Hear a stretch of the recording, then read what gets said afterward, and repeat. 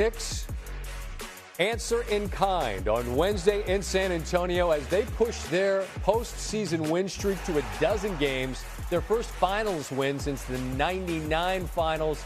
Their fourth finals game one win in franchise history. Previous three all came against the Lakers. The last was back in '72. New York now has 7 consecutive victories away from MSG, which is tied for the second longest road winning streak in a single playoff run in the history of the NBA. They're one shy of tying Shaq and Kobe's 2001 Lakers, who won their second of 3 in a row. Mike Brown's squad improves to 4-0 in Game 1 this postseason. First time they've done so in franchise history. They've won their last 5 playoff series after winning Game 1 on the road, dating back to '99. Pleasure to welcome Michael Wilbon and Stephen A. Smith to the program. Stephen A., I'm going to let you go second and empty the clip on New York. We're going to give the elder statesman of our group here, Michael Wilbon, a veteran of so many NBA finals, the first word on what we saw tonight. New York's ability to withstand the runs in a game of runs and their ability to get the ball in the hands of the man who delivers when it matters most, Brunson. That's what the headline will be. To your mind, what was most important about the manner in which they won? Brunson, and more Brunson, Scott. And you just talked to him, and it was amazing sitting here watching him just carry them home. After, early in the game, he goes back to the locker room. He limps off the floor reluctantly, comes back to the bench, is on the bench for a while, and you don't know if he can go. And I think you guys talked about sort of the feeling of a heavyweight fight. It was, and for Brunson, it was like he has to take a standing 8 count. What can the Knicks do without Brunson if they have to go without him? And I'm sitting next to Mr. New York over here, who Stephen A. won't admit it now, Scott, but he was damn nervous in real time. And you want to see the best players in the world, and particularly the 2 best players in this series, Brunson and Wemby, go and be healthy and go through this series as hard and as long as they can go. But in that moment, you don't know if Brunson can go, and he delivers again. He looks like the most clutch player in the league because that's what he is. Hollis, Queens in the building. New York City in the building. Stephen A. Smith. You can't win the fight. You can't win the fight in the first round, but you can make a statement in the first round and grab another victory, 12 in a row, 7 in a row on the road. This New York Knicks team that you're watching, what impresses you most about them?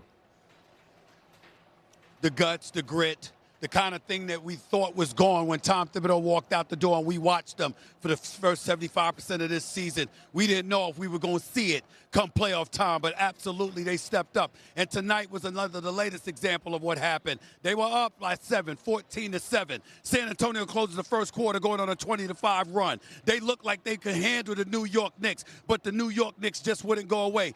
Bumps into, Mikal Bridges or whoever it was, goes into Brunson's knee. His knee's hurting. He's got to go out of game. He's got to go to the locker room. He comes back. He gets his ankle stepped on. He won't come out the game. He's still there. You got Josh Hart, can't get a shot, but he got 15 rebounds. You got Karl-Anthony Towns saying, Wemby's the biggest dude, the tallest dude on the court, but I'm going to take advantage of all these other little guys y'all got the nerve to put on me. I saw OG Anunoby. All of a sudden, he couldn't find a shot. Then the next thing you know, he hits 2 big-time threes. And then when it's time to close, okay, after you had a 14-point deficit, after you come back from that, then all of a sudden you give the ball to Jalen Brunson, and what does he do? What he always does, he closes for you. This is what I'm talking about. We were looking to see if we were going to see this from the New York Knicks because we saw it against Philly, we saw it against Cleveland. We knew neither team measured up to the San Antonio Spurs. Could you do it in Game 1 of the finals on the road?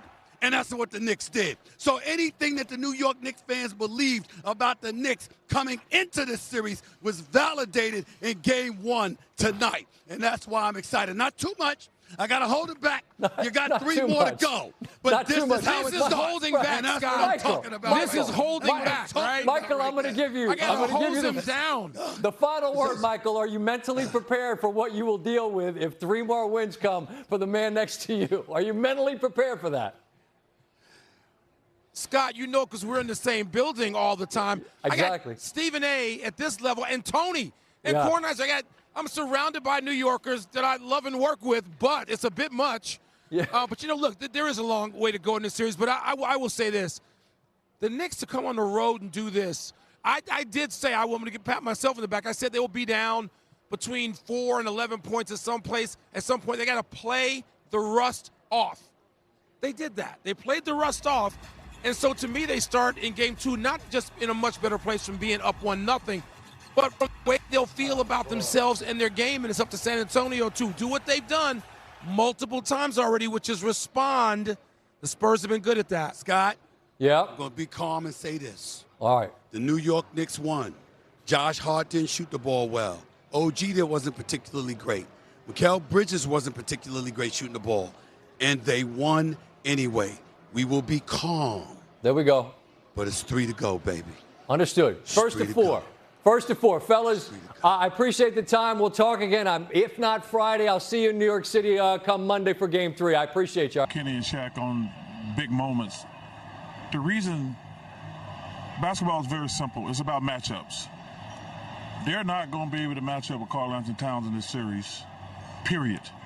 Especially if he plays aggressively. Because you saw, I said, man, he's going to drag Victor away from the basket. That's not going to change by game 2. And if he's putting his head down and driving to the basket like that, it's going to be a tough matchup. Now, Victor going to have a better game. Brunson didn't play good tonight. I love Bridges and OG. Now, Vassell and Champagne, they're great offensively, but if I'm in a dogfight, I want Bridges and OG with me. Me and you had an argument on the show where you said great players don't play great all the time, and I disagreed with you. Tonight, the great players didn't play great. However, as a great player, you got to have those moments. Brunson had those moments. Karl-Anthony Towns had those moments. Well, I disagree with you. Now, Wemby, remember when he put the Spurs ahead, I thought he was going to will them to this game. I thought that too. Yeah, I did. So he did his thing. See, the thing that I didn't like, Victor was only trying to affect the game offensively. He did not affect the game defensively. Because he can't, today. Kenny. And yes, he can. No, he can't. He can guard Cat. He can't.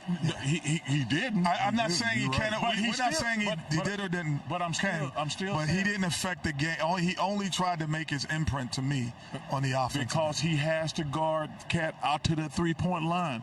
He can't stand back there and play safety, is my point. That's why I thought the guys from the Knicks would have an advantage, because he has to guard. Now, I was very surprised that Cat was able to drive around him that easily, but he still has to play Cat. That's why he can't concentrate on defense. I think he needs to be more aggressive and have better shot selection. I don't want my guys shooting 10 3-pointers. Yeah, I agree. Not at all.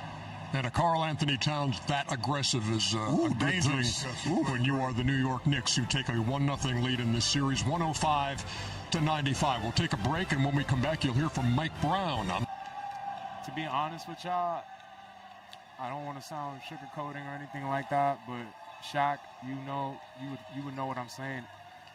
I don't know what it was, but I just felt a calm and a peace that, I don't know, had to come from the woman above. So I felt really confident about today. I felt good. I felt like a kid. It felt like it was just fun out here. This is something that as a kid you